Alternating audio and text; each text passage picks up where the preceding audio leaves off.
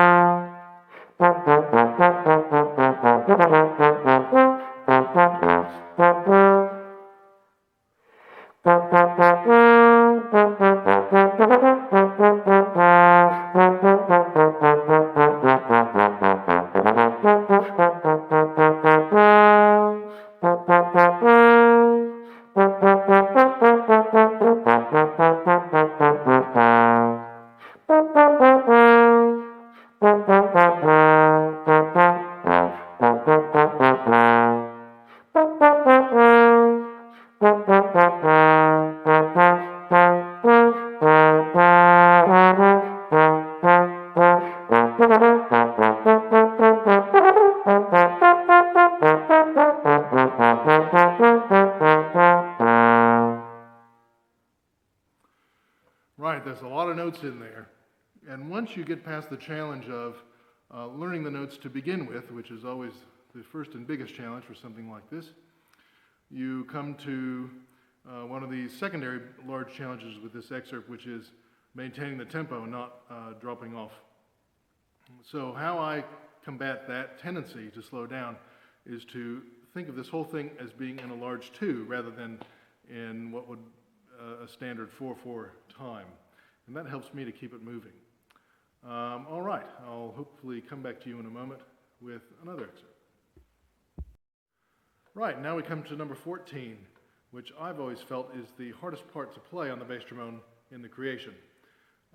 This is one of the most bassoon-like passages we've got, and if you ever play this piece in the orchestra, you'll notice that for probably almost everything you play is unison, or rather up an octave, from the contrabassoon. So Haydn is using those two instruments to reinforce the bottom end of the orchestra. All right, so I'm going to be starting at around about 167 or so in this movement, and playing right through till the end.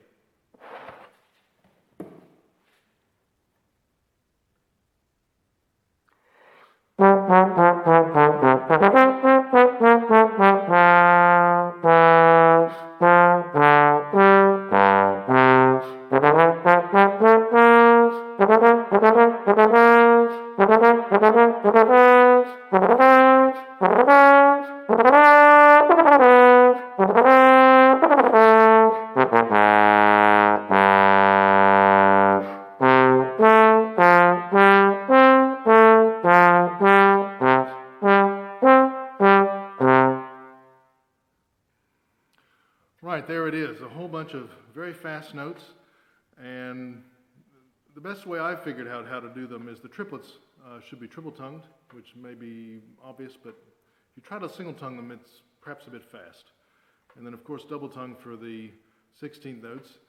I use alternate positions for the triplets. When we're going from G to A to B, I go out to the 6th position for the A, which helps me to somehow just the positioning works a little bit better than going into 2nd for the A. Okay, other than that, you need to make sure we're in the classical style of trombone playing, which means the half notes and the whole notes, the longer notes, are a little bit shorter than what we would normally do in later writing from the other Germanic composers, and always sort of coming away from long notes, which is a good idea so we don't get frowns from the podium. Okay, I'll be back with you in a moment. Right, moving back once again to number 5. This is another one of our little fiddly passages with the bassoons. I'll be starting at our first entrance, which is about bar 16, and playing for another 16 bars.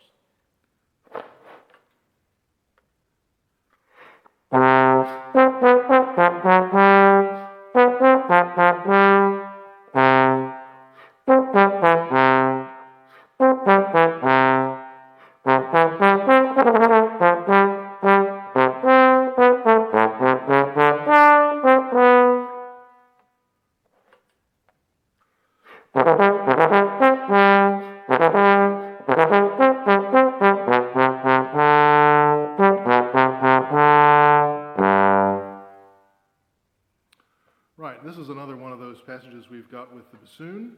I play the little grace note as a running figure with 4 notes being the same length. If you're looking at the part, you'll understand what I mean. It's not really a grace note as in before the beat. Again, keeping to the classical style, making sure the notes are separate and not too long and dramatic. Other than that, this is one of the greatest pieces of music to play as a bass trombonist, and I hope you've enjoyed my videos today. Thank you.